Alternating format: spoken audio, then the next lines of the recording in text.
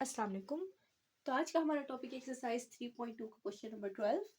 Question हमें क्या कह रहा है कि हमने प्रूव करना है cos of alpha plus beta बराबर है cos alpha cos beta minus sine alpha sign beta. और ये चीज़ हमने कैसे प्रूव करनी है? Through vectors product, dot product के कॉन्सेप्ट को यूज़ करते हुए हमने ये चीज़ प्रूव करनी है। ठीक है, इसके लिए कुछ चीज़ें हमें लेट करनी होंगी और वो चीज़ आपको मतलब याद रहना चाहिए कि ये क्वेश्चन स्टार्ट कैसे करना है। ठीक है, तो इसमें बाकी और कुछ गिवन नहीं है, तो आपको ऑब्वियसली खुद से याद रखना पड़ेगा। आपने अज्यूम कर लेना है दो वेक्टर्स को, ए एंड बी वेक्टर, जिनके बीच में हमने क्या लेना है आगे जाके, डॉट प्रोडक्ट लेना है। ठीक है, ए और बी का हमने क्या लेना है, डॉट प्रोडक्ट आपने। ठीक है, अब ए वेक्टर क्या होगा और बी वेक्टर क्या होगा, उसके लिए हम इनको तफसीलात को हम पढ़ते हैं। ठीक है, अब ए वेक्टर जो है एक्स एक्सिस के अलोंग एक एंगल बना रहे हैं। ठीक है, एंगल हम ले लेते हैं उसका अल्फा, और बी वेक्टर जो एंगल बना रहा है एक्स एक्सिस के अलोंग उसको हम ले लेते हैं बीटा। ठीक है, अब आप ये चीज याद रखिएगा, जब भी एक्स एक्सिस से ऊपर की तरफ कोई एंगल होता है तब वो पॉजिटिव होता है। मैं आपको याद है मैंने थीटा को बताया था कि पॉजिटिव होता है जब एंटी क्लॉकवाइज डायरेक्शन होती है, और थीटा नेगेटिव होता है अगर आपकी क्लॉकवाइज डायरेक्शन होती है। ठीक है, कोई भी एंगल नेगेटिव होता है अगर क्लॉकवाइज डायरेक्शन हो। आप बीटा की डायरेक्शन देखें, एंटी क्लॉकवाइज है या क्लॉकवाइज है, नीचे की तरफ है, क्लॉकवाइज है, तो बीटा क्या होगा यहाँ पे, नेगेटिव। ठीक है, तो अल्फा तो पॉजिटिव है लेकिन बीटा क्या हो जाएगा, नेगेटिव। ठीक है, यहाँ आई होप यहाँ तक समझ आई होगी। अब ए और बी जो हम ले रहे हैं ना, वो इस क्वेश्चन में ले रहे हैं क्या चीज, यूनिट वेक्टर्स। वो क्यों, वो हम जब आपको सॉल्व करेंगे ना तो आपको इंशाल्लाह साथ के साथ चीजों की समझ आ जाएगी कि ये क्यों एज्यूम करना है। हमने एज्यूम करना है दो unit vectors A and B, मतलब ये दोनों यूनिट वेक्टर्स हैं। यूनिट वेक्टर होने का क्या मतलब है कि इन दोनों की मैग्नीट्यूड क्या है, 1 है। ठीक है, और जी हम लोग इसमें से एक वेक्टर को सॉल्व करते हैं। ए और बी का हमने क्या लेना है, आपको मकसद पता चल गया, डॉट प्रोडक्ट लेना है। डॉट प्रोडक्ट से ही हमने ये स्टेटमेंट प्रूफ करनी है। अब इसमें ए क्या है और बी क्या है वो हम बनाएंगे। ओके, अब मैं इस फिगर का सिर्फ ए वेक्टर वाला पार्ट उठा लेती हूँ। ठीक है, ये एक्स एक्सिस है, ये वाई एक्सिस है, ये ए है वेक्टर। ठीक है, ए वेक्टर है और ये एंगल क्या बना रहा है इसके साथ, अल्फा। ठीक हो गया, अब ए वेक्टर एक एंगल अल्फा बना रहा है और इसकी अगर प्रोजेक्शन में एक्स एक्सिस के ऊपर ड्रॉ करूं तो कोई एक्स कंपोनेंट आएगा यहाँ से यहाँ तक का। ठीक है, ये एक्स कंपोनेंट आएगा। ठीक है, इसी तरह से ये जो इसकी लंबाई है यहाँ से यहाँ तक का, ये जो चीज है वो इसके वाई एक्सिस के अलोंग है ना, तो ये क्या कहलाएगा, वाई कंपोनेंट। ठीक है, तो हमारे पास इस ए वेक्टर को अगर मैं इसको पॉइंट्स को नाम दे दूं, ये ओरिजिन, ये कैपिटल ए, ये कैपिटल बी, पॉइंट्स का नाम दे दिया। ठीक है, तो ओ से ए तक का ए वेक्टर है। सिंपल, आप पॉइंट्स ना भी लें तो सिंपल ए भी ले सकते हैं। मैंने क्या कह दिया, ये जो ओ ए वेक्टर है ना, ओ ए, यही स्मॉल ए वेक्टर है। आप ये ना भी देते तो भी चलना था। ये किसके बराबर है, ये किसके बराबर है, एक एक्स एक्सिस के कंपोनेंट और एक वाई एक्सिस के। आपको मैंने वेक्टर कंपोनेंट्स में की फॉर्म में लिखना सिखाया था, मैं ज्यादा डिटेल नहीं करूंगी। तो एक्स एक्सिस के अलोंग जो होता है उसको एक्स आई हैट लिखते हैं, और वाई एक्सिस के अलोंग जो होता है उसको वाई जे हैट लिखते हैं, और इन दोनों को क्या करते हैं हम, प्लस की फॉर्म में लिखते हैं। क्लियर है बात बच्चे? मतलब यहाँ पे अगर कोई पॉइंट मैं कहूँ तो ये एक्स वाई पॉइंट होगा, और एक्स वाई पॉइंट को आप लिख सकते ओ, मतलब आपके पास क्या बना रहा होगा, ओ ए नहीं, ओ ए। ठीक है, तो ये एक्स वाई पॉइंट बना रहा होगा, और एक्स वाई पॉइंट का मतलब क्या है, एक्स एक्स के long I hat and Y के लॉन्ग जे हैट कंपोनेंट्स उसने यूनिट वेक्टर कवर किए। क्लियर है?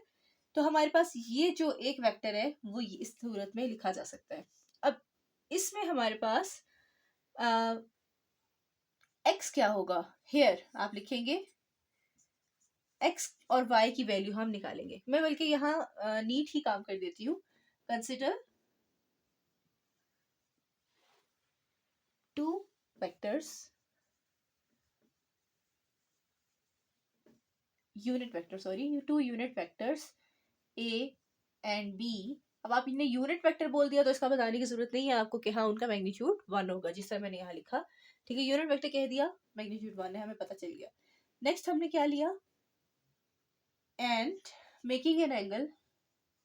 ये दोनों वेक्टर्स क्या बना रहे हैं, मेकिंग एंगल्स, एन एंगल कह लें, अल्फा एंड, बल्कि एंड नहीं आएगा, मेकिंग एंगल्स अल्फा एंड, ए कौन सा बना रहा था, अल्फा, और बी कौन सा बना रहा था, minus beta, along x axis के अलोंग ए जो बना रहा था वो अल्फा बना रहा था एंड बी वाला माइनस का बीटा एंगल बना रहा था।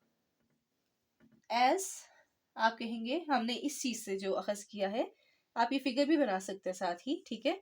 हमारा ओ ए वेक्टर, या यूं कह लें ओ ए वेक्टर किसके बराबर है, ए वेक्टर के, एंड ए वेक्टर किसके बराबर हो जाएगा, या यू सेम लाइन में लिख लें कि ये एक्स आई प्लस वाई जे के बराबर है, ठीक है। तो हमने यहाँ तक चीज लिख ली कि कोई भी ए वेक्टर उसके एक्स कॉम्पोनेंट आई हैट प्लस वाई कॉम्पोनेंट जे हैट के बराबर होता है, ठीक हो गया। इसी तरह से हम लोग लिख सकते हैं एक्स की जगह मैंने क्या पुट करना है यहाँ पर, और वाई की जगह मैंने क्या पुट करना है, वो मैं आपको बताने लगी हूँ, ठीक है। ए एक्स की जगह की वैल्यू आएगी, वाई की जगह की वैल्यू आएगी, वो क्या आएगी, वो क्योंकि सवाल को ज्यादा लंबा कर जाएगा तो इसलिए मैं साइड पे सॉल्व करके आपको बता देती हूँ, ठीक है।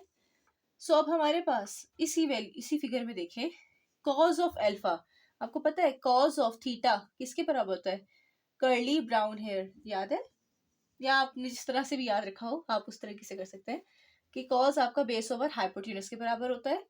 बेस क्या है बच्चे इसमें, कॉज ऑफ, अब थीटा क्या है आपका, कॉज ऑफ थीटा क्या है हमारा इस केस में अल्फा, ठीक है। बेस हमारी क्या है नीचे वाली जगह, वो क्या है एक्स, और हाइपोटेन्यूज क्या है बच्चे, हाइपोटेन्यूज होता है जो इस वाली लाइन पे लंबाई जो है, ठीक है।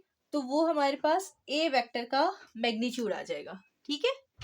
अब आपके पास ये तो x की वैल्यू आ गई, ये भी आपकी मतलब वेक्टर फॉर्म में नहीं है, मैंने खाली x लिखा है, x वेक्टर नहीं लिखा, ठीक है। तो ये हम मैग्नीट्यूड ले रहे हैं, और a का भी हमने क्या लेना है मैग्नीट्यूड। a का मैग्नीट्यूड यहाँ क्या था बच्चे 1, तो कॉस ऑफ अल्फा किसके बराबर आ रहा है, 1 से डिवाइड हो तो खाली x ही बच जाता है, x के बराबर, मतलब x की वैल्यू क्या आ रही है कॉस ऑफ अल्फा। सिमिलरली आप निकाल सकते हैं साइन ऑफ थीटा का फॉर्मूला यूज करके, थीटा की जगह यहाँ पे अल्फा होता है, क्या कहते हैं सम पीपल हैव, ठीक है, पीपल हैव।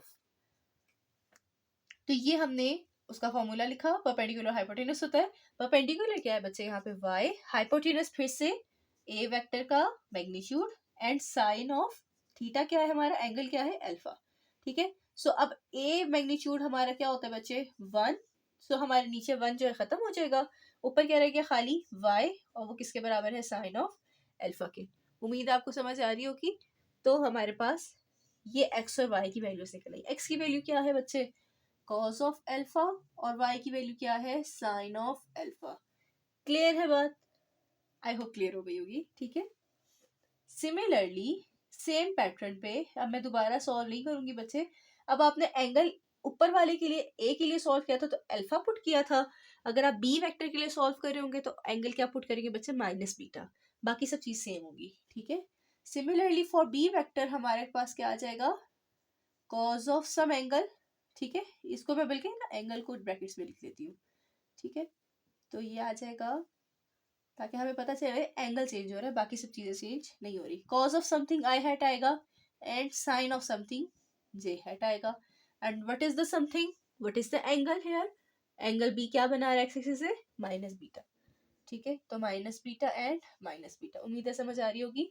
अब कॉस के अंदर मैंने आपको शुरू में जब हम डॉट प्रोडक्ट पढ़े थे, तो इसमें जो कॉस के अंदर जितने भी एंगल्स हैं वो 0 से 180 के बीच में लाया करते हैं, और ऐसे एंगल्स के लिए जब भी अंदर माइनस आए तो वो कॉज ऑफ थीटा मतलब माइनस खत्म हो जाता है, इस तरह से लिखा जा सकता है। तो इस तरह के क्वेश्चंस में सारे एंगल्स आपके cos of minus beta beta में लिखा जा सकता है I hat, and sine of, लेकिन अगर साइन आपके पास माइनस एंगल के साथ हो तो वो माइनस बाहर आ जाता है, ठीक है।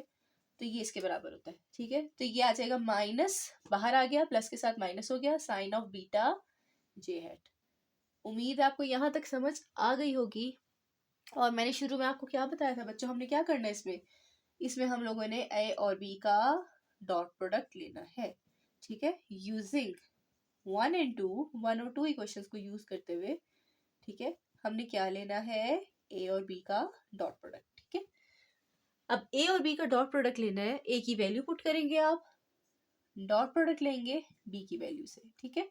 अब ए की वैल्यू क्या है यहाँ पर cos of alpha I hat plus sine of alpha J hat, और b की वैल्यू क्या है, cos of beta I hat minus sine of beta J hat. ठीक है, अब मैं राइट हैंड साइड सॉल्व करती हूँ और आपको क्या कहते हैं लेफ्ट हैंड साइड बाद में सॉल्व करके दिखाऊंगी। ठीक है, लेफ्ट साइड के लिए हम ना थोड़ी सी जगह छोड़ देते हैं।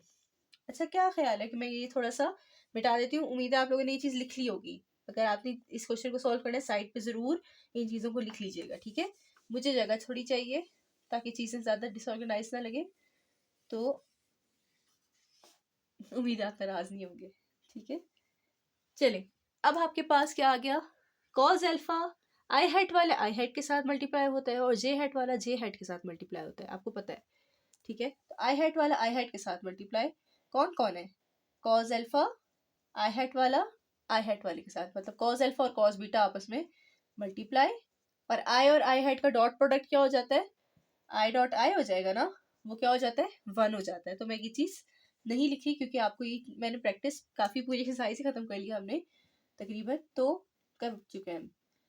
Plus minus minus sine alpha J hat वाला जे हैट वाले के साथ मल्टीप्लाई, बस, और जे और आई हैट नहीं लिखना हमने। क्लियर, उसके बाद आपने ये चीज अगर आप देखिए क्वेश्चन में ये चीज बन गई है, cos alpha cos beta minus sine alpha sign beta. Clear, ये चीज बनानी है हमने। अब वो कैसे बनाएंगे, ए डॉट बी का फॉर्मूला क्या होता है, ए और बी का डॉट प्रोडक्ट होता है A magnitude B magnitude cos of angle between A and B. ठीक है, अगर हमारे पास ए और बी इस तरह पड़े होते थे, ठीक है, तो हमारा अगर बीच में थीटा होता था तो हम लिखते थे कि इसका फॉर्मूला होता है A magnitude B magnitude cos of theta, ये लिखते थे ना मैम, हमने तो यही फॉर्मूला पढ़ा है। लेकिन आप देखिए थीटा वो एंगल है जो ए और बी के बीच में है। तो बेसिकली अब मैं आपको इसको मॉडिफाई करके बता रही हूँ कि हम क्या करते हैं डॉट प्रोडक्ट में A magnitude B magnitude cos of angle between them, जो भी एंगल इनके बीच में होगा वो इसके कॉज के साथ आता है। क्लियर है बात। अब आप क्वेश्चन की तरफ देखिए, अब हमने ए और बी का क्या लेना है डॉट प्रोडक्ट, तो क्या आ जाएगा A magnitude vector B vector magnitude cos of angle between them, के लिए मैं जगह छोड़ रही हूँ क्योंकि मैंने अभी आपको यही समझाना है कि यहाँ कॉज ऑफ थीटा नहीं है, यहाँ क्या लिखे हुए एंगल्स अल्फा और माइनस बीटा। अब आप कहेंगे मैम यहाँ पे तो माइनस बीटा लिखा हुआ है, तो हम टोटल एंगल किसके बीच में देखेंगे बच्चे, ए और बी के बीच में, मतलब इस वाली फिगर में ये जो दो लाइंस, ये जो लाइंस है ये एंगल बना रही है कोई ना कोई, इसका टोटल एंगल कितना है, मतलब क्या आपने यहां से यहां तक का टोटल एंगल देखना है। क्लियर है बात। अब यहां से यहां तक का टोटल एंगल देखने के लिए इधर से इधर तक का तो पता है ना आपको कितना है बच्चे, अल्फा, यहां से ऊपर तक इतना एंगल कितना है, अल्फा ही है। ये एंगल और ये एंगल सेम ही है। ठीक है, ये थोड़ा दूर हो गया इसलिए ज्यादा बड़ा नजर आ रहा है आपको, वरना ये एंगल आपका अल्फा ही है। ओवरऑल आप कितना ऊपर जाते हो चले जाओ आपका अल्फा ही रहेगा। ठीक है, लेकिन अभी ये बीटा माइनस का बीटा है, क्यों था माइनस का बीटा, क्योंकि नीचे की तरफ था ना, ये नीचे की तरफ था इसलिए माइनस बीटा था। लेकिन अगर अब मैं कहां से कहां तक जा रही हूँ बच्चे, नीचे से ऊपर की तरफ जा रही हूँ, तो मतलब मुझे यहाँ से भी ऊपर की तरफ एंगल लेना है। इधर से जब मैं ऑपोजिट डायरेक्शन में जा रही हूँ तो ये माइनस बीटा क्या हो जाएगा बच्चे, एंटी क्लॉकवाइज जा रहा है ना, एंटी क्लॉकवाइज जाने की वजह से ये माइनस बीटा किस में कन्वर्ट हो जाएगा, प्लस की बीटा में। तो ये टोटल एंगल कितना हो जाएगा, देखें यहाँ से यहाँ तक ऑपोजिट डायरेक्शन में गया तो प्लस बीटा, और यहाँ से यहाँ तक कितना हो गया अल्फा, तो यहाँ से यहाँ तक टोटल कितना हो जाएगा, इन दोनों को मैं प्लस कर दूं तो हो जाएगा। खुद सोचिए ना, यहाँ से यहाँ तक अगर सपोज करें 30 डिग्री है और यहाँ से यहाँ तक आपका कह ले 60 डिग्री है सपोज करें, तो टोटल एंगल मैं कहती हूँ कितना होगा, तो आप कहोगे मैम 90 डिग्री ना, टोटल आपने प्लस करके निकाला होता है। सो यहाँ से यहाँ तक टोटल एंगल कितना हो जाएगा बच्चे, मैं दोनों अलग अलग नहीं लिख रही, सिर्फ समझाने के लिए लिखा था। तो ये हो जाएगा अल्फा और बीटा का प्लस। क्लियर है बात बच्चे। अब ए और बी के बीच में एंगल क्या आ रहा है बच्चे, अल्फा प्लस बीटा, तो ए और बी के बीच का एंगल क्या आ रहा है यहाँ पे अल्फा प्लस बीटा। आप कहेंगे हेयर हमने ए और बी जो वेक्टर लिए थे वो कौन से वेक्टर लिए थे, यूनिट वेक्टर्स। सो हेयर ए और बी दोनों का मैग्नीट्यूड क्या है बच्चे, यूनिट वेक्टर होने की वजह से 1, तो हमारे पास इसकी वैल्यू 1 पुट कर देंगे दोनों की, तो क्या आ जाएगा, implies cause of alpha plus beta बराबर है cause alpha cos beta minus sine alpha sign beta.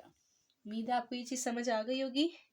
तो इस तरह से हमने ये प्रूफ करना था। इस प्रूफ को करने के लिए लाजमी आपको ये चीज़ें कुछ ना कुछ तो याद रखनी पड़ेंगी कि हाँ, एक ए वेक्टर लेना है, बी वेक्टर लेना है, उसका अल्फा एंगल लेना है और इसका माइनस बीटा एंगल लेना है। तो ये चीज़ें कुछ ना कुछ थोड़े बहुत ऐसे क्वेश्चंस होते हैं जिसमें आपको याद रखना पड़ता है कि हमने एजम्पशंस क्या लेनी है, वरना ज़्यादातर क्वेश्चन में क्वेश्चन ही बता रहा होता है कि आपने क्या एज्यूम करना है। उम्मीद है आपको ये लेक्चर समझ आया होगा। So let's move toward the, ये बच्चे पार्ट 1 था क्वेश्चन 12 का। अब हम पार्ट 2 की तरफ मूव ऑन करते हैं। तो स्टार्ट करते हैं क्वेश्चन नंबर 12 का पार्ट 2। क्या कह रहा है, एक ट्राइंगल है ABC, आपके पास कोई भी यूजुअल ट्राइंगल है, आपके पास ABC, और उसमें हमने ये दो चीजें प्रूव करनी है। क्या कि B आपका A cos of gamma C cos of alpha के बराबर होगा, दिस इज गैमा, ठीक है, एंड C स्क्वायर आपका A square plus B square minus 2AB cos of gamma. ये सब चीजें हम ट्रिग्नोमेट्री में पढ़ेंगे बच्चे, ये सारे फॉर्मूले, ठीक है। तो अब ये फॉर्मूले हमने बनाने हैं by using the concept of dot product, ठीक है। अब आपके पास फिगर कौन सी लेंगे वो मैं आपको ड्रॉ करके बताती हूँ। ये है वो ट्राइंगल जो उन्होंने कहा था ट्राइंगल ABC है, मैंने ट्राइंगल ABC ले लिया। लेकिन कुछ चीजें हैं जो मैंने कहा आपके साथ ही बता दूं तो बेहतर है, कि जो हमने खुद से लेनी है और इस क्वेश्चन में जो यूज होंगी, ठीक है। तो अल्फा एंगल याद रखें हमेशा वर्टेक्स कोने A के साथ यूज होगा, B के साथ क्या एंगल यूज होगा, बीटा, एंड C के साथ क्या एंगल यूज होगा, गैमा। क्लियर है बात। इसी तरह से A के फ्रंट वाला फेस, A के सामने कौन सी लाइन पड़ी हुई है, B से C तक, ठीक है। तो A के सामने वाला जो वेक्टर है ना, इसको वेक्टर लेंगे आप, ठीक है। तो ये वेक्टर कहलाएगा A के सामने वाला वेक्टर स्मॉल a, B के सामने वाला वेक्टर स्मॉल b, और C के सामने वाला वेक्टर स्मॉल c। आई होप ये चीज समझ आ गई होगी। और वेक्टर आपने किस एक ही डायरेक्शन में ले लें तो बेहतर है। ये A वेक्टर, ये ऊपर की तरफ B वेक्टर, और C के सामने इस तरफ C वेक्टर, ठीक है।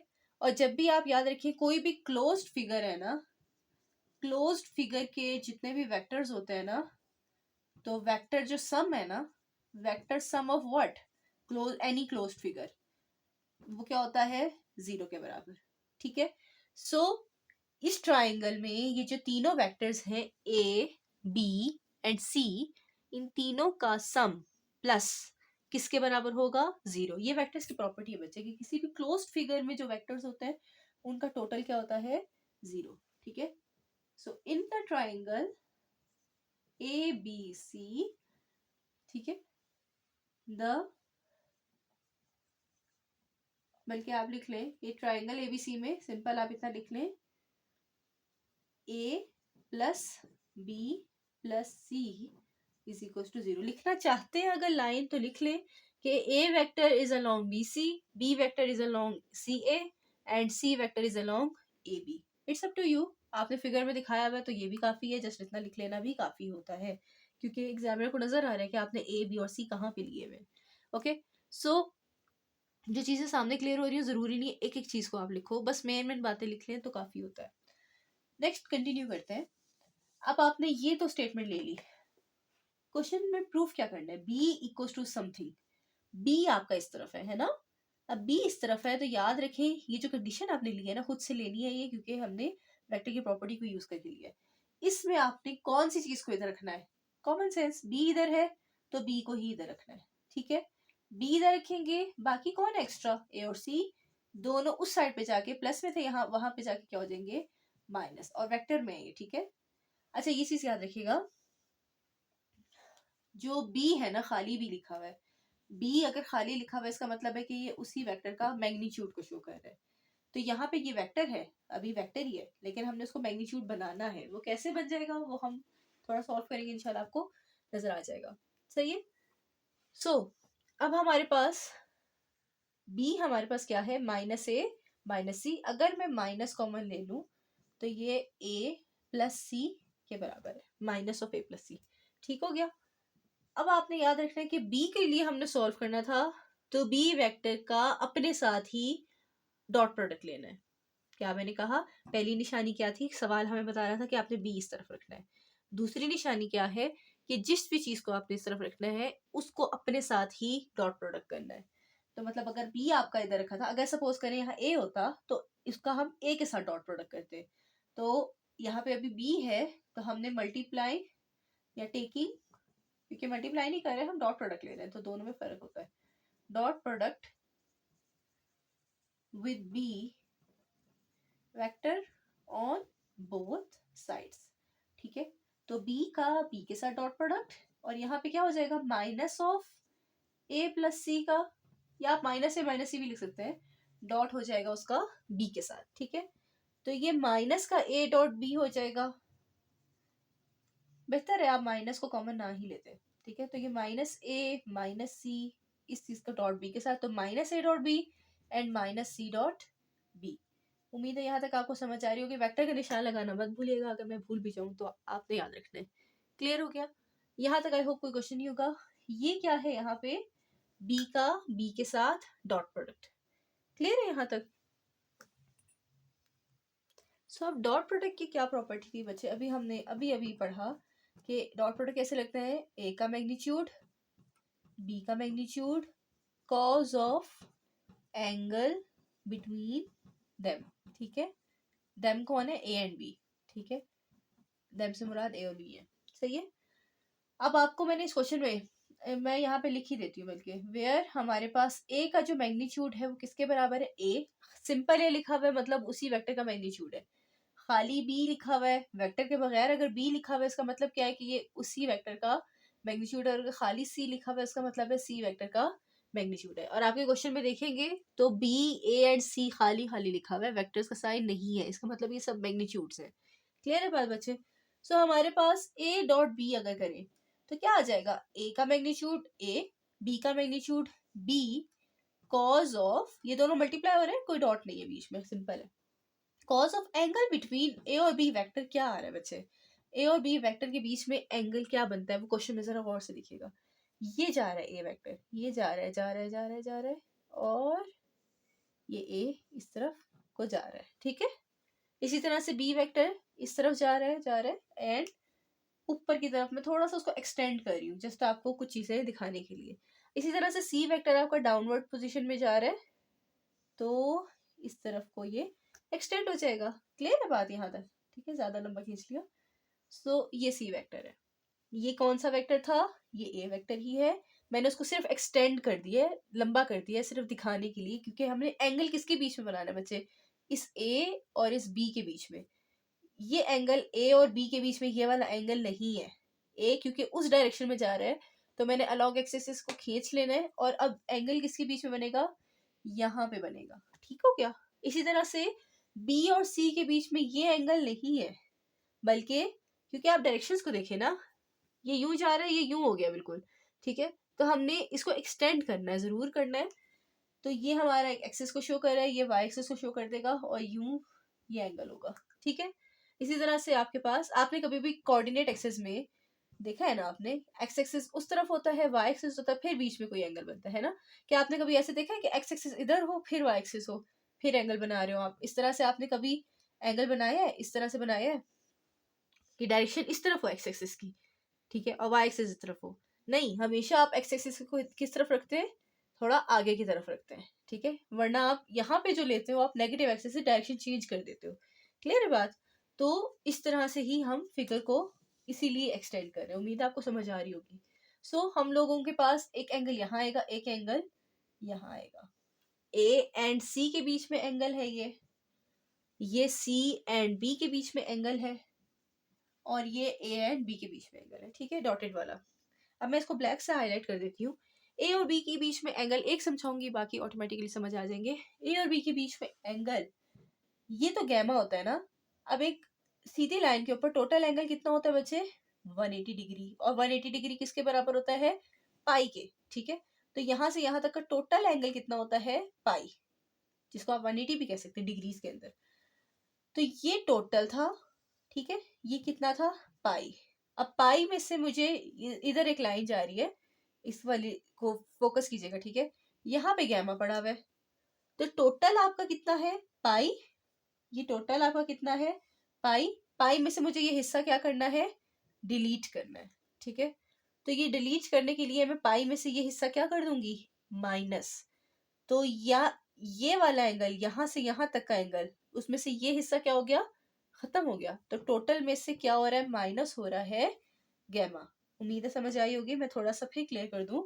टोटल आपके पास कितना पड़ा हुआ था, पाई। ठीक है, पाई में आपके पास यहां तक का एंगल कितना बन रहा था, गैमा। ठीक है, यहां तक। ओके, अब मुझे खाली ये वाला एंगल चाहिए, ये वाला। ठीक है, तो ये वाला एंगल कितना होगा, टोटल पाई में से इस वाले हिस्से को क्या कर दूं, डिलीट कर दूं, तो ये पाई माइनस गैमा होगा। क्लियर है। अगर ये नहीं समझ आ रहा देन आप रट्टा मार लें, और कोई चारा नहीं है। तो टोटल में से पाए में से इस एंगल को निकाल दिया जाए तो ये रिमेनिंग एंगल बच जाता है। आई होप ये क्लियर हो गया होगा, इतना मुश्किल कॉन्सेप्ट नहीं है। इसी तरह से आप देखेंगे इसको ना, आप अपनी कॉपी को इस तरह करके देख लीजिएगा। ये वाली लाइन भी स्ट्रेट लाइन, स्ट्रेट लाइन है ना ये, टोटल स्ट्रेट लाइन का हमेशा एंगल कितना होता है, टोटल पाई। ठीक है, पाई क्या होता है, एंगल ऑफ सीधी लाइन। ठीक है, स्ट्रेट लाइन। तो हमारे पास कहीं पे भी स्ट्रेट लाइन हो, समझ लें पाई है टोटल। टोटल पाई था और उसमें से मैंने अल्फा एंगल माइनस करना है, तो ये क्या हो जाएगा, पाई माइनस अल्फा। सेम इसी पैटर्न पे ये एंगल बीटा माइनस होगा, तो यहाँ पे क्या बच जाएगा, पाई माइनस बीटा। ठीक है, तो इनको मैं जरा बोल्ड कर देती हूँ। ये आपके पास pi minus gamma, pi minus alpha, और ये पाई माइनस बीटा बच जाएगा। उम्मीद है आपको ये समझ आया होगा। तो हमारा ए डॉट बी क्या हो जाएगा बच्चे, माइनस तो बाहर है। ठीक है, इसको मैं यहाँ पे लिखती हूँ थोड़ा, माइनस तो बाहर है। ए डॉट बी का मतलब क्या है बच्चे, ए का मैग्नीट्यूड, बी का magnitude, cos of angle between A and B. ठीक है, ए और बी के बीच का एंगल। ए और बी के बीच में एंगल कितना बच्चे, ये ए वेक्टर है, ये बी वेक्टर, एंगल कितना है इनके बीच में, बोल्ड जो हुआ है, पाई माइनस गैमा। क्लियर है बात बच्चे। इसी तरह से minus common C dot B, C dot B का मतलब क्या है, C magnitude, B magnitude, cos of angle between C और बी, सी वेक्टर और बी वेक्टर के बीच में। ये तो सी और ए के बीच में है ना, नजर आ रहा है हमें, सी और ए के बीच में। सी और बी के बीच में कहाँ है, सी और बी के बीच में कौन सा एंगल है बच्चे, पाई माइनस अल्फा। ठीक है, तो यहाँ क्या आ जाएगा, पाई माइनस अल्फा। उम्मीद आपको ये समझ आया होगा। ओके जी, अब ए का मैग्नीट्यूड हमने क्या कहा था बच्चे, खाली ए लिख सकते हैं, बी के मैग्नीट्यूड खाली बी, कॉज ऑफ, इस पे एक पॉइंट याद रखिएगा, ये मैं आपको इंशाल्लाह जब ट्रिग्नोमेट्री पढ़ाऊंगी ज्यादा बेहतर एक्सप्लेन कर लूंगी, कि पाई माइनस गैमा किसके बराबर होता है, या यूं कह लें कोई भी गैमा के बजाय कोई भी एंगल हो, यहाँ अल्फा बीटा गैमा तीनों यूज हो रहे हैं, पाई माइनस थीटा किसके बराबर होता है, माइनस कॉज ऑफ थीटा। ये चीज ना आप लोग पिछला सवाल हमने किया नहीं है, cos of alpha plus beta, cause alpha cos beta, minus sine alpha sign beta, ये वाला सवाल किया था ना पार्ट 1। तो इसमें भी आप अल्फा की जगह पाए और बीटा की जगह थीटा पुट करके देखेंगे, और माइनस थीटा पुट करके देखेंगे। ठीक है, अगर मैं बीटा की जगह माइनस थीटा पुट करके देखूं तो प्लस एज इट इज रहेगा। तो यहाँ जहां जहां अल्फा है वहां पाए पुट करके देखें, और बीटा की जगह माइनस थीटा पुट करके देखें, और सॉल्व करेंगे तो आपका ये आंसर आएगा। सही है, तो मैं इसको ज्यादा एक्सप्लेन नहीं करूंगी बच्चे, आप लोग खुद देख लीजिएगा। सो आपके पास इस चीज को याद रखना है कि कॉज ऑफ पाई माइनस कोई भी एंगल हो तो वो minus cos of that angle आ जाता है। ठीक है, अब पाई माइनस गैमा है तो ये क्या आ जाएगा, माइनस, इसकी जगह क्या आ जाएगा, माइनस कॉज ऑफ गैमा। ठीक है, अब ये इसका आंसर क्या आया, माइनस कॉज ऑफ गैमा, और इसके पास क्या पड़ा था, माइनस पहले से भी था, ये माइनस क्या हो जाएंगे, प्लस। ठीक है, तो ये प्लस होके क्या खाली रह जाएगा, cos of gamma. I hope ये समझ आ गई होगी। इसी तरह से माइनस सी का मैग्नीट्यूड क्या है, सी, बी का मैग्नीट्यूड क्या है, B, cos of pi minus alpha क्या होगा बच्चे, माइनस कॉज ऑफ अल्फा, और माइनस क्या हो जाएगा, प्लस, तो ये क्या रह जाएगा, खाली कॉज ऑफ अल्फा। ठीक है, इसको भी कॉज ऑफ गैमा को ब्रैकेट्स में लिखें तो काफी है। ठीक हो गया, ये A B cos of gamma, ये C B cos of alpha. दोनों एंगल्स में आप गौर करें, बी आ रहा है, बी कॉमन ले सकती हूँ मैं, बी कॉमन ले ले तो क्या आ जाएगा, A cos of gamma plus C, B बाहर आ गया तो सी कॉज ऑफ अल्फा। और यहाँ इस साइड पे देखें तो दो वेक्टर्स का डॉट प्रोडक्ट अपने ही मैग्नीट्यूड के स्क्वायर के बराबर होता है, या यूं कह लें बी वेक्टर का आपस में डॉट प्रोडक्ट इसी वेक्टर के स्क्वायर के बराबर होता है, और वेक्टर का स्क्वायर अपने ही मैग्नीट्यूड के स्क्वायर के बराबर होती है। ये चीज हमने कई दफा पढ़ी है, तो मैं इसको ज्यादा एक्सप्लेन नहीं करूंगी। तो ये बी स्क्वायर सिंपल लिखा जा सकता है, मैग्नीट्यूड को बी सेल्फ लिखा जा सकता है। अब ये बी का स्क्वायर और ये बी एक एक कैंसिल हो जाएगा, या यूं कह लें ये बी इधर जाके डिवाइड हो जाएगा और उसके साथ कैंसिल हो जाएगा। यूं भी कह सकते हैं कि बी का बी स्क्वायर को बच्चे आप बी डॉट बी लिख सकते हैं। तो ये एक बी मल्टीप्लाई में है, ये भी मल्टीप्लाई में है, तो एक एक कैंसिल हो जाएगा। इस तरह समझ आती है, इस तरह कर लें, बी स्क्वायर को यहाँ बी स्क्वायर लिखे, ये भी उधर जाके डिवाइड करके कर लें, जैसे समझ आता है समझे। बस एक बी रह जाएगा यहाँ पे, A cos of gamma plus C cos of alpha. उम्मीद है आपको स्टेप समझ आ गया होगा। ठीक है, तो मैं इसको इस तरह लिखने से बजाय मुझे ज्यादा पसंद ये है। ठीक है, तो B square as it is, इसका एक बी और इसका स्क्वायर में कैंसिल, तो ये बी की वैल्यू आ गई दिस वन। आप ये देखिए क्वेश्चन में हमने क्या यही प्रूफ करना था, बी बराबर है A cos of gamma plus C cos of alpha, बिल्कुल यही प्रूफ करना था। सेम इसी पैटर्न पे, अब क्योंकि मैंने इस पे ज्यादा एक्सप्लेन किया है तो मैं इसमें ज्यादा एक्सप्लेन करने की इंशाल्लाह जरूरत हमें नहीं पड़ेगी। आपने क्या करना है बच्चे, C square equal to A square plus B square minus 2ab cos of gamma proof करना है। अब इसके लिए आप, मैं यहाँ पे ये चीज थोड़ी सी जल्दी इंशाल्लाह सॉल्व हो जाएगी, बहुत सी चीजें आपको पहले अब समझा चुकी हूँ मैं। तो अब आपको क्या चाहिए यहाँ पे बच्चे, सी स्क्वायर।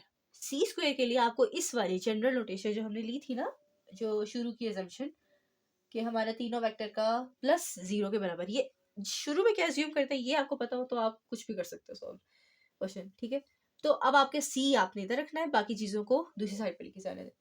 तो ऑल्सो यूं कह लें, अब सी के लिए सॉल्व कर रहे हैं, सी वेक्टर आपके पास किसके बराबर होगा, minus A minus B vector, using condition 1 कह लें। ठीक है, using 1 we can say this. ठीक है, सो इसको आप ए वेक्टर कह लें, ठीक हो गया। अब आपके पास इसको आप माइनस कॉमन ले लेंगे तो ये ए प्लस बी वेक्टर के बराबर हो जाएगा। ठीक है, और आपको पता है जो भी वेक्टर होता है उसी को ही, इसी के साथ ही इस वेक्टर का अपने इटसेल्फ के साथ डॉट प्रोडक्ट लेना होता है। पर उस क्वेश्चन में, पिछले वाले में और इसमें क्या फर्क है, दूसरी साइड पे भी बी वेक्टर मल्टीप्लाई हुआ था, लेकिन इसमें हम लोगों ने करना तो है कि सी वेक्टर ही डॉट प्रोडक्ट होगा, लेकिन यहाँ पे अब चेंज क्या होगा, सेम वैसे ही सॉल्व नहीं करना वरना इस शक्ल में आंसर आएगा, हमें कोई और शक्ल चाहिए। तो इसमें हम सी वेक्टर की ना वैल्यू पुट करेंगे। सी वेक्टर की वैल्यू क्या है, यहाँ पे minus of A plus B इसके बराबर है, तो ये minus of A plus B dot C की वैल्यू क्या होगी, minus of A plus B.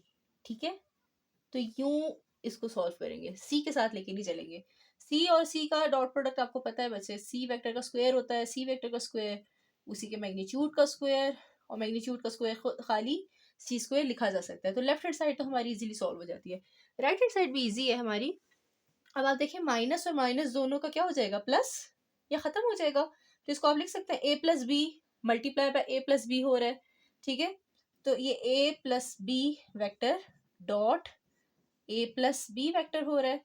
ठीक है, या यूं कह सकती हूँ मैं कि ए प्लस बी का होल स्क्वायर हो रहा है, और होल स्क्वायर का पता है आपको, सेम वेक्टर आपस में मल्टीप्लाई हो रहे थे ना। लेकिन इसमें याद रखिएगा जब भी मल्टीप्लाई करना है किसी दो चीजों को तो डॉट प्रोडक्ट यूज करना है बीच में, भाई ये निशानी याद रखनी है आपने।